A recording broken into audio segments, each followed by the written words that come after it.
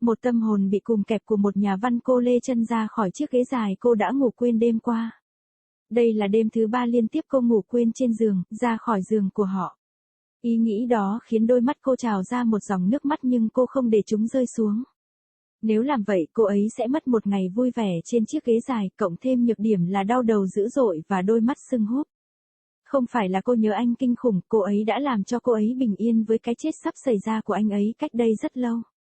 Cô đã chứng kiến anh đau khổ từng giây từng phút trong năm qua và cảm thấy nhẹ nhõm khi cuối cùng anh đã tìm thấy bình yên. Điều khiến cô đau khổ là cô cảm thấy mất mát như thế nào khi không có anh, không có thứ gì đó hoặc ai đó để tập trung tất cả sự quan tâm và chăm sóc của cô. Cô cảm thấy mình giống như một con diều đứt dây, trôi dạt vô định chờ đợi một mục đích mới hoặc một kết thúc cuối cùng. Cô lắc đầu nguầy nguậy, cố gắng loại bỏ những suy nghĩ đang lan tràn trong tâm trí. Cô buộc mình phải đứng dậy và bắt đầu với các hoạt động thường ngày của mình. Cô bị chặn lại trên đường vào phòng tắm bởi tiếng chuông cửa lớn. Cô rón rén mở khóa cửa, sợ hãi gặp ai đó là ai mà đến để chia buồn. Đã 1 tháng kể từ khi Vikram qua đời, nhưng có vẻ như anh đã biết cả thế giới. Hàng người đưa tiễn đến nhà cô dường như không bao giờ kết thúc. Này, mẹ, con gái bà Vasa đứng trên ngưỡng cửa, mỉm cười một cách khó chịu. Cô ấy ngạc nhiên, nói một cách nhẹ nhàng. Binita đặt câu hỏi cho con gái mình, nhưng trước tiên Binita vòng tay qua người Vasa và ôm chặt lấy cô. Đã 12 năm rồi, em yêu em đã ở đâu? Cô lầm bầm, vẫn không chịu buông tay. Vasa mỉm cười đầy yêu thương và ôm mẹ bằng một tay, tay còn lại ôm ví và điện thoại. Con không sao, mẹ. Và bạn biết tại sao tôi không thể đến? Binita buông tay và cho phép mình nhìn thấy con gái mình một lần nữa. Cô ấy đã gầy đi, mái tóc của cô ấy đã ngắn hơn nhưng cô ấy vẫn còn những đốm mụn li ti đã thường trú trên má cô ấy. Ngay lúc đó, niềm vui của bà khi nhìn thấy con gái đã vượt xa sự bất mãn mà sự vắng mặt kéo dài của bà đã gây ra. Binita không thể đổ lỗi hoàn toàn cho Vasa. Cô ấy đã cố gắng nói chuyện với cha mình, cố gắng làm cho ông ấy hiểu rằng cô ấy không thể kết hôn với một chàng trai Ấn Độ tốt bụng vì cô ấy quan tâm nhiều hơn đến những cô gái Ấn Độ không tốt đẹp mà cô ấy đang vây quanh.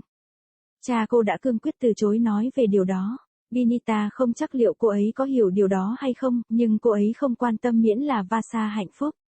Cuối cùng, mọi chuyện giữa Vasa và cha cô đã bùng nổ và ông đã khiến cô phải lựa chọn giữa việc kết hôn với một người đàn ông do anh lựa chọn, hoặc bị trục xuất khỏi gia đình. Vasa đã nói với mẹ cô rằng cô không nghĩ có sự lựa chọn nào dễ dàng hơn và đã không trở lại nhà của họ cho đến ngày hôm nay. Binita đã tuân theo mong muốn của chồng, tuân theo truyền thống hàng thiên niên kỷ đã ăn sâu vào cô. Bà bước sang một bên, để con gái đi vào, sau này bà có thể tìm được câu trả lời cho đống câu hỏi trong đầu. Vào đi tắm đi, tôi sẽ bắt đầu bữa sáng. Vasa lắc đầu, không, trước tiên anh đi tắm đi tôi sẽ lo bữa sáng. Bạn cần nói nhiều hơn tôi. Cô gật đầu với vết cà ri lâu ngày trên Binita's series. Binita không cần phải nhìn để biết con gái mình đã đúng. Cô chấp nhận và đi vào phòng tắm để tắm rửa. Khi cô quay lại, khu vực sinh hoạt đã được dọn dẹp sạch sẽ, các vật dụng vương vãi đã được khôi phục lại vị trí của chúng và một mùi thơm ngon thoang thoảng từ nhà bếp. Ồ tốt, bạn đã làm xong. Ở đây, tôi đã làm một số bánh quế và có kem để đi với nó trong tủ lạnh. Binita ngồi trên ghế đầu nhìn xuống đĩa thức ăn tươi trên quầy của mình. Tại sao bạn ở đây? Sau ngần ấy năm, cha của bạn đã mất vào tháng trước và bạn đã không đến. Vậy tại sao bây giờ?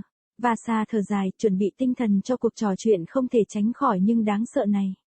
Tôi không quan tâm rằng anh ấy đã chết. Tôi chỉ ở đây bây giờ để chăm sóc cho bạn. Những người hàng xóm đã quan tâm đến bạn. Bạn sẽ không đi ra ngoài, không nói chuyện với bất kỳ ai. Bạn vẫn để tang anh ấy à? Binita cười thầm, không thân mến, tôi đã ngừng thương tiếc anh ấy vài ngày sau khi chúng tôi biết rằng anh ấy sẽ không đến được. Điều tôi thương tiếc là tôi không còn ai trong đời cần tôi nữa. Tôi không biết phải làm gì với bản thân. Vasa nắm lấy tay mẹ và nhìn vào mắt bà. Điều đó thật tuyệt vời mẹ ạ, bạn cuối cùng, hãy sống cho chính mình. Chăm sóc bản thân, đặt nhu cầu của bạn lên hàng đầu. Không ai có thể kiểm soát bạn ngoài trái tim của bạn. Binita nhìn con gái mình, khao khát tin vào điều đó. Tôi sẽ suy nghĩ về điều đó. Con gái cô ấy trông không được thuyết phục. Tôi sẽ, Binita nhắc lại, Vasa mỉm cười, cuối cùng cũng tin cô ấy. Cô định nói gì đó nữa nhưng lời nói của cô đã biến thành một tiếng ngáp dài. Phản bội sự kiệt sức của cô. Binita mỉm cười và kéo cả hai đứng dậy. A writer's shackled soul. she dragged her feet off of the couch she had fallen asleep on last night. This was the third night in a row she had fallen asleep out of her bed, out of their bed. The thought brought back a fresh onslaught of tears to her eyes, but she didn't let them fall. If she did, she would lose a good part of her day on the couch, with the added disadvantage of a pounding headache and swollen, puffy eyes. It wasn't that she missed him terribly, she had made her peace with his impending demise a long time ago. She had seen him suffer every moment for the past year and was relieved when he had finally found peace. What made her miserable was how lost she felt without him, without something or someone to focus all her care and attention towards. She felt like a kite with a broken string, drifting aimlessly, waiting for either a new purpose or the ultimate end. She shook her head vigorously, physically trying to get rid of the morose thoughts permeating her mind. She forced herself to get up and get on with her daily activities. She was stopped on her way to the bathroom by the loud ringing of the doorbell. She gingerly unlocked the door, dreading meeting whoever it was that had come to offer condolences. Again. It had been a month since Vikram passed away, but it seemed he knew the whole world. The queue of mourners to her house never seemed to end. "Hey, Mom." Her daughter Versha stood on the doorway, smiling uncomfortably. She was surprised, to put it mildly. Benaita had a score of questions for her daughter. But first Benaita threw her arms around Versha and hugged her tight. "It's been 12 years, honey, where were you?" She mumbled, still not letting go. Versha smiled indulgently and hugged her mother with one arm, the other holding her purse and phone. "I am fine, Mother. And you know why I couldn't come." Benaita let go and allowed herself to take in the sight of her daughter once more. She had grown thinner, her hair was shorter, but she still had the light spattering of acne that had taken up permanent residence on her cheeks. At that moment, her joy at seeing her daughter far surpassing the disgruntlement that her prolonged absence had caused. Benaita couldn't blame Versha entirely. She had tried to talk to her father, tried for years to make him understand that she couldn't marry a nice Indian boy, because she was much more interested in the not-so-nice Indian girl she was surrounded by. Her father had adamantly refused to talk about it. Benaita was unsure if she understood it either, but she didn't care as long as Versha was happy. Ultimately, things between Versha and her father had exploded and he had made her choose between getting married to a man of his choice, or being banished from the family. Versha had told her mother she didn't think there was ever an easier choice and hadn't returned to their house till this day. Benaita had obeyed her husband's wishes, adhering to millennia of tradition ingrained into her. She stepped aside, letting her daughter enter. She could get answers to the swarm of questions in her head later. "Come in, take a shower. I'll get breakfast started." Versha shook her head. "No, first you go take a shower and I'll take care of breakfast. You need it more than I do." She nodded towards the day-old curry stain on Benaita's sari. Benaita didn't have to look to know her daughter was right. She accepted and went off to the bathroom to freshen up.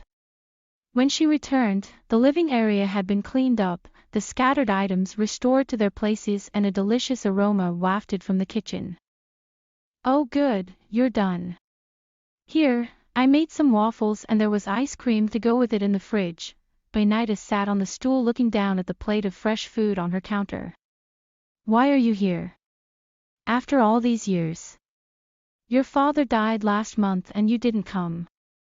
So why now?" Versha sighed, bracing herself for this inevitable but dreadful conversation. "I don't care that he died. I am only here now to take care of you. The neighbors have been concerned about you. You won't go out, don't speak to anyone. Are you still mourning him?" Benaita chuckled mirthlessly. "No dear, I stopped mourning him a few days after we found out he wouldn't make it. What I mourn is the fact that I don't have anyone in my life who needs me anymore. I don't know what to do with myself." Versha took her mother's hand and looked into her eyes. "That is wonderful, Mother. You finally get to live for yourself. Take care of yourself. Put your needs first. No one to control you but your heart. Benita looked at her daughter, desperately wishing to believe that. I will think about it. Her daughter looked unconvinced. I will. Benita reiterated. Versha smiled, finally believing her. She was about to say something more, but her words turned into a long yawn, betraying her exhaustion. Benita smiled and pulled them both to their feet.